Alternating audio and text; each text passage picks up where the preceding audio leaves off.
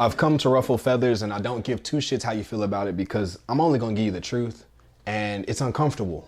The truth is uncomfortable, especially when we've been living in lies and had no idea about it. Simply because we were conditioned to look at life a certain way by our parents, by our family, by our community, and then didn't realize until maybe now or at some other season of your life where you realize that what you were taught as a kid does not help you as an adult. That this life means that we're going to have opportunities to grow beyond where we were planted. But if you decide to stay a seedling, that was your conscious decision, or subconscious, right? No, it's conscious. Fuck that. It's conscious. You made the decision to stay a seedling. Growth is a choice. Growth means you have to step outside your comfort zone. Growth means you have to break outside of that seed. So let's really discuss today what it means to practice self-love. And I'm not talking about this, I make myself feel good, giving myself facials and doing my nails and hanging out with my... No, that's not what self-love is really, right? Everybody had this idea of what self-love was in the pandemic, and it was a whole movement. But nobody was really doing the work. It just sounded good in theory. See, theoretically, self-love is this idea to honor yourself and be true to who you are. But so many of us, again, have been living lies for so long, wearing masks, and then looking in the mirror, not even realizing it, because we've worn it so often that we believe the bullshit that we see in the mirror. And today we will get rid of all of that. Today we will crumble and destroy that old foundation of what we thought self-love was, and really get to the nitty-gritty about what it means to practice self-love, not in theory, but in real life. Welcome to my YouTube channel. My name is Trevor Taylor. If you are new to this space, I am an educator, I'm a yogi, I'm a speaker, and one of the things that I really want to get across is I'm a creator. And not just in the realm of content creation, but I love to have conversations. I create a safe space for us to communicate and to be vulnerable, to be real with each other. More importantly, to be real with ourselves. Because if we can't be real with ourselves, then we're going to be living a life of lies, and I'm not here for that. I've done that for way too long. I spent a lot of my life hoping that I might appease everybody else so that I might receive the love from them that I was so desperately seeking from myself. So this is what self-love looks like. There's a 3-step process to self-love, and I'm going to give you the game.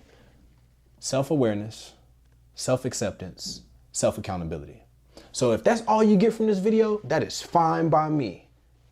But just know, theory and practice are two completely different things. So if you don't know how to actually apply these teachings, then it just sounds good when you put it on Instagram. Self-love is self-awareness, acceptance, and accountability. And I'm a whole... No. We're going to talk about what it really looks like. And honestly, this might need to be a 3-part series. I might need to do 3 separate videos, but I'm going to give you the summary today. I'm gonna try to have this done in like 10 to 15 minutes. And then if we want more, just leave it in the comments. Let me know what you really need. By the way, if you haven't already, click that subscribe button. All right, tap the thumbs up. You can even put a thumbs down. Don't front. Keep it real so I know what's up.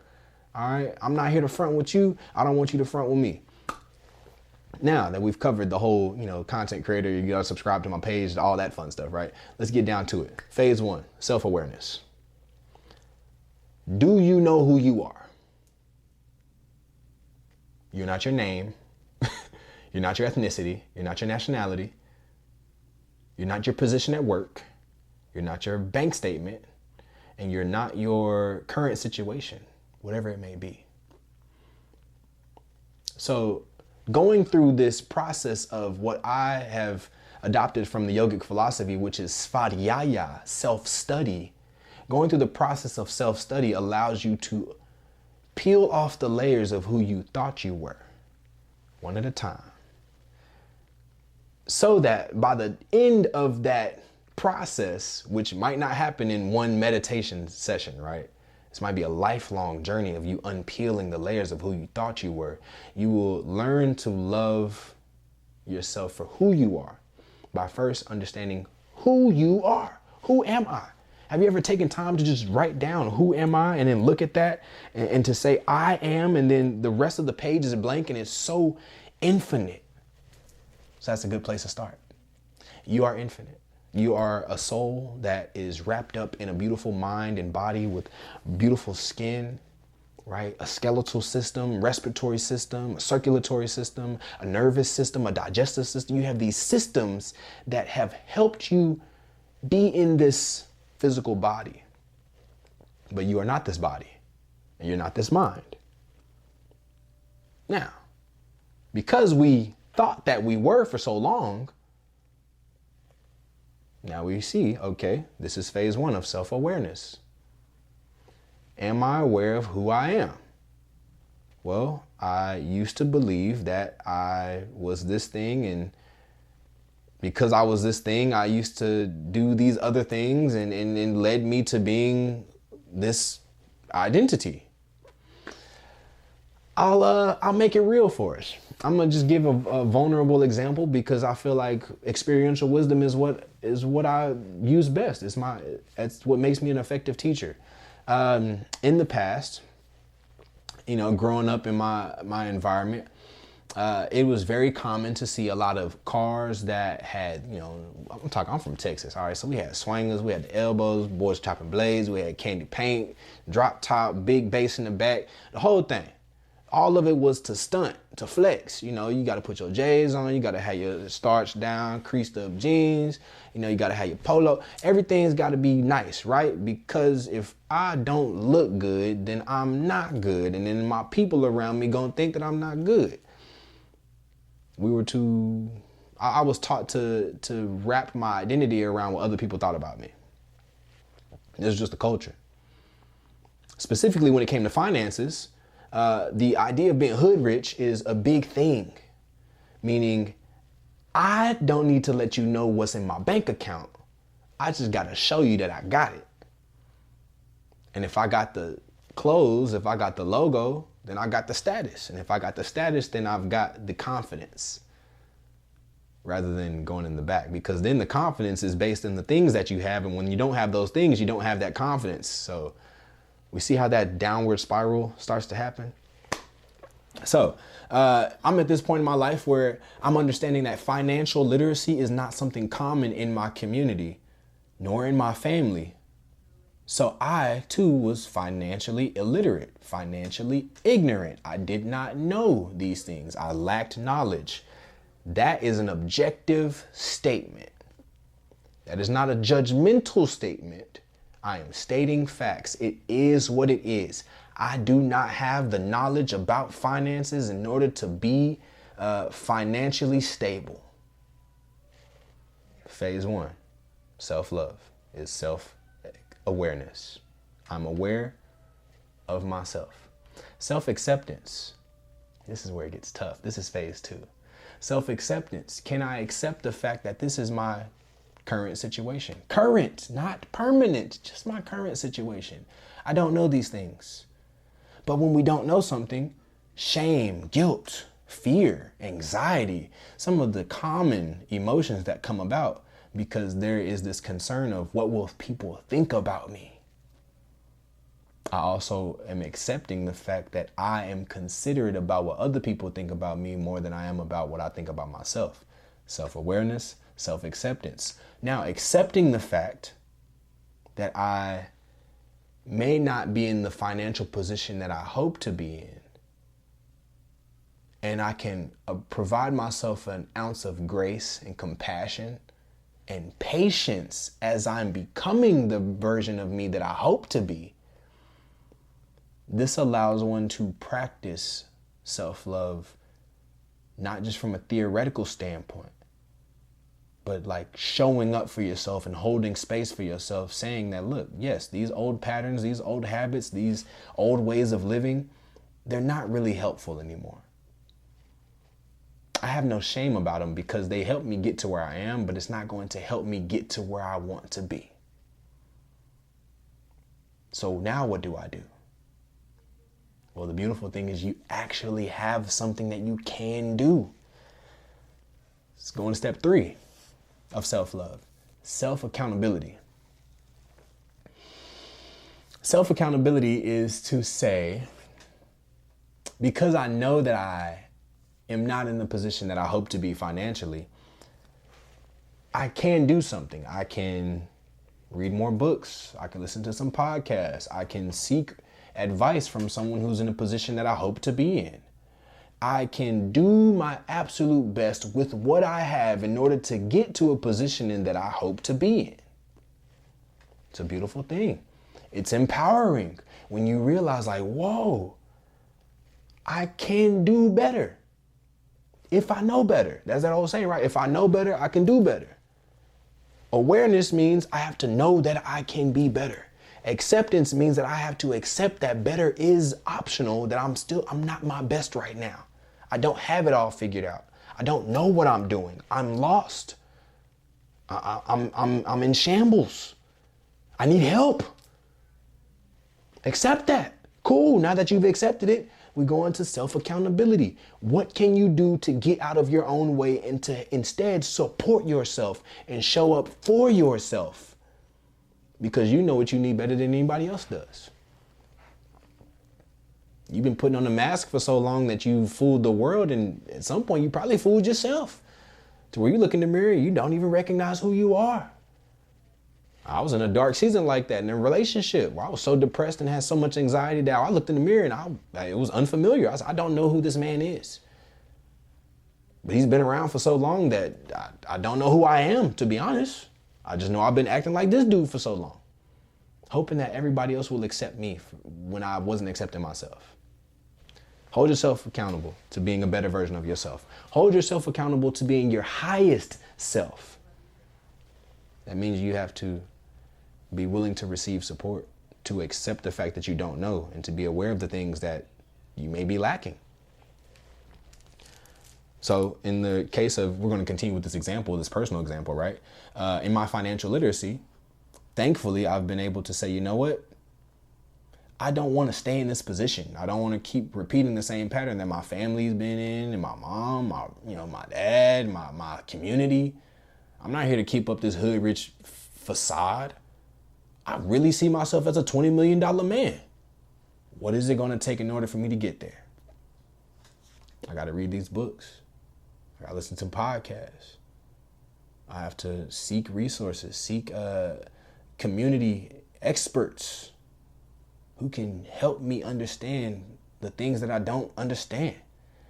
Teach me the things that I don't even know that I don't know. And then I'm going to do the work in order to be my highest self. Not one time, but until I get to that point. Faith without works is dead. You can't say that you worth 20 mil and not do the work in order to get to the 20 mil. Everybody hoping that they can manifest off faith alone. No. Prove it. You got faith? Prove to me you got faith. I believe I'm worth a minimum of 20 mil. So peep the actions. I show up and serve my community, trying things out, failing time and time again, starting a business, creating content, safe for work and not safe for work. I'm doing my absolute best so that I can get to that point, to the position in which I know that I am capable of. I just don't see it right now. It hasn't become tangible in the 3D realm. But in my imagination, oh, I see that man already. He is very real. What does it take in order to get there? That is my faith being shown through my works. Holding yourself accountable. That's step 3 of the self-love process. That in combination is self-love. Because I'm not settling for the comfort of my ego who says, I don't want to work hard. I'm limited because I'm a black man. the system is against me, and I can't come out of this ceiling because this is as far as I can get. You know, the system is working against me. So, you know, I gotta grind, I gotta do my thing, but you know, this is about all I'm gonna get. No, I don't believe in that lie. I rebuke that lie. Because that's not the lie that's not the truth that I accept for myself. I'm aware that that is a lie, and I'm aware that I used to believe in that lie. I accept the fact that that lie is what led me to being in this position where I might not necessarily have the most financial literacy. And I'm also going to hold myself accountable to ridding of that lie and saying, what is it that I can do in order to be the best version of myself? This is how I want you to apply this 3-step process to whatever situation it is for you, so that you can truly practice self-love, not in this, I take myself to get my nails done when I only got $35 in my account in the first place. Be aware. Accept the fact that you only got $35. And hold yourself accountable to not getting your nails done because you only got $35. Learn how to do your nails your damn self if you really want to. Because as a matter of fact, you might learn how to do nails, and then now you making money as a small business owner because now you a nail tech and you hired other nail techs who doing fire nails. And now you got money to get your nails done and you don't even have to pay for it. You know, I'm just throwing a little, that might be a seed I just planted, you know what I'm saying? Hey, nurture it if you want to, or replace it with whatever thing that you need. So let's wrap it up. Like I said, I was gonna try to do this in 10 to 15 minutes, and I think I'm at the 15-minute mark, maybe a little bit more. Self-love has been summarized in the 2 greatest commandments from a great teacher of mine who, you know, was on this planet years ago. And he says, love God, love your neighbor as you love yourself. Those are the 2 greatest commandments. Now, to love God is quite a grand thing because God is so massive, right? God put the stars in order, and we only circle around one of trillions of stars. So I can't really fathom what it's like to love this thing that is so huge that I don't even really know how to see it. So let me take a step back and say, okay, you say love God, love your neighbor. Well, I want to love my neighbor. I don't really know my neighbor like that. And the things that I do know about them, it's kind of surface level. So even that's a little tough. He said, love God, love your neighbor as you love yourself. Oh, as you love yourself. Let me study myself. Let me find the ways in which I can love myself by being aware of who I am and all that makes me who I am. Accepting myself for who I am, my body, my shape, my size, my skin color, my nose, my eyebrows, my hair texture, all right?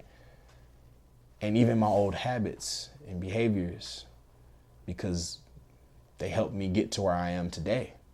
There's something to be grateful for. And now that I'm accepting these parts of myself, I can hold myself accountable to being even greater. I'm doing pretty good right now. I'm proud of myself. There's always room to grow. Growth is a conscious choice. To evolve is something that you have the ability to do if you see value in it. So now that you've loved yourself in this manner and you've practicing self-love, then you learn how to take the journey and say, okay, now that I love myself, I know how to love my neighbor. I can be aware of my neighbor and their actions, their habits. I don't have to call them out. I can just accept them for who they are, having grace, patience, compassion, and kindness.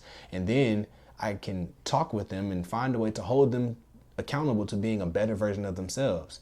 That is support. Wow, so beautiful how you can just love yourself and then abundance of love pours out into the people around you and say, I just want to see you be a better version of yourself.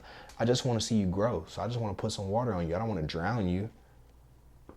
I just want to figure out how much water do I need to pour into you to make sure that you can grow a new leaf.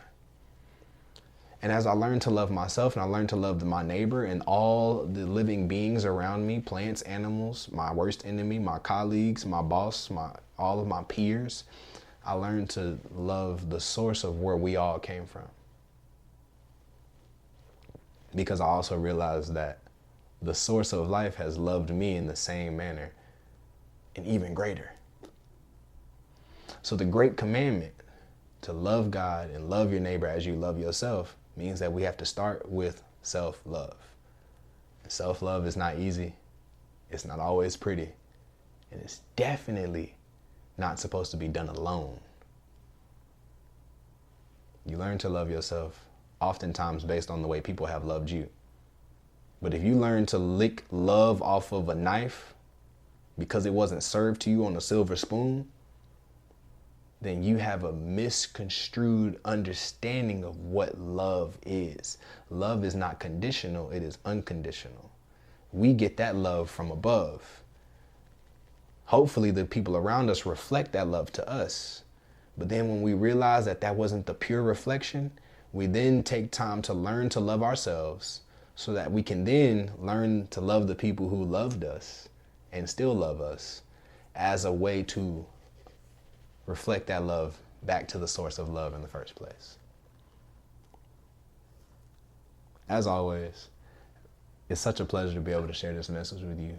Again, go like, subscribe, comment, and more importantly, share this message of love with somebody that you love, somebody that you are aware of, that you accept for who they are, and you hope to hold them accountable to being their highest self.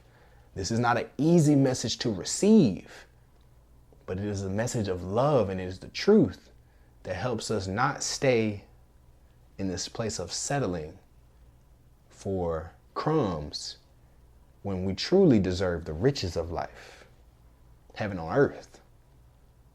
But that means you got to do the work in order to get there.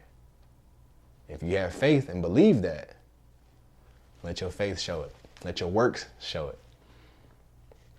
It's an honor. I'm so thankful. Again, share this message. Practice self-love, not from just the theoretical Instagram bullshit, but like really love yourself and do the work to love yourself so that nobody doubts that you love not only yourself, but the people around you. This is what it means to honor your sanctuary. A place of refuge and protection. Your mind, your body, your community, and the source of life that continues to provide and protect you. As always, the light in me honors and loves the light in you. And until next time, peace, namaste.